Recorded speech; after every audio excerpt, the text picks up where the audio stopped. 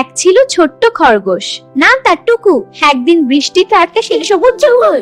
এক ছিল ছোট্ট খরগোশ, টুকু ছিল খুব কৌতূহলী আর দুষ্টু। বৃষ্টির পর আকাশে উঠল অনেক সুন্দর রংধনু। রংধনু দেখে সবাই অবাক হয়ে তাকিয়ে আছে। রংধনুর শেষে নিশ্চয়ই গুপ্তধন আছে। ওয়াও! সে ছুটে চলল রংধনুর দিকে।